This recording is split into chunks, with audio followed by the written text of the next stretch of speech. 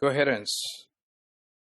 So the key to the concept, everything fitting together well. So coherence is not that we find in the text. It is beyond the text. It is found in people. So not something that exists in words or structures. So when we have a text, we don't have coherence within the text or within the structure of the sentence. It is beyond that. It is something that exists in people. So it is people who make sense of what they read or what they hear, right? It is not something in the text. So this is called coherence. So we can say that coherence is something that exists in people who read or who listen to a text. It is not found in the lexical items or the structure of the sentence of a certain text. So people arrive at an interpretation that is in line with their own experience of the way the word is. So whatever we listen, whatever we read, we interpret it with our own experiences. So its coherence is a way to incorporate all the disparate elements into a single coherent interpretation. So we have different elements in a text or in a conversation, and we combine them together with the help of coherence. Coherence, our own sense of understanding something. So it's a process of filling the gaps that are found in a text. So in every conversation, especially in conversation, there are always a lot of gaps. So it is we who fill the gap. Where are you? In London. So the sentence in London, we have to fill the gap when we listen to or hear such a sentence. I'm in London, right? So in conversation, day and night, you keep on filling these gaps which are not found in the text or in the conversations. So we create meaningful connection not actually expressed by the words.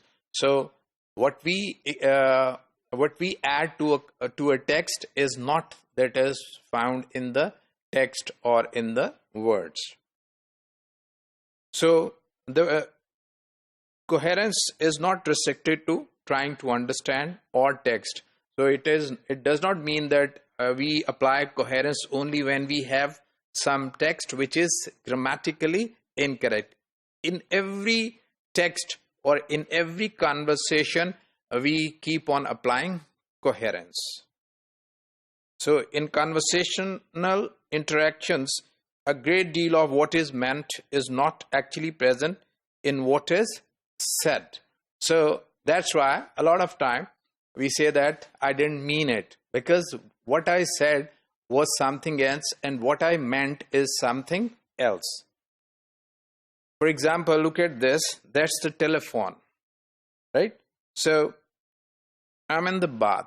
Apparently, we cannot find any relationship, though we know that its second response is the reason for not being able to listen to the request in the first. And the third one, okay, it's again a different one. So we can say that in the first one, she makes a request to him to perform action, and he states reason why he cannot comply with the request, and she undertakes to perform action. So this is actually what is taking place under that structure of the sentence or lexical item found in the sentences. So as language user, we have a lot of knowledge of how conversation works. That is not simply linguistic knowledge. So as language user, we apply our own understanding of the situation, which is beyond the meaning that we find in the words, or which is beyond the meaning of the structure that we find in the text or in the conversation. So coherence is found in people who interpret the text or any conversation.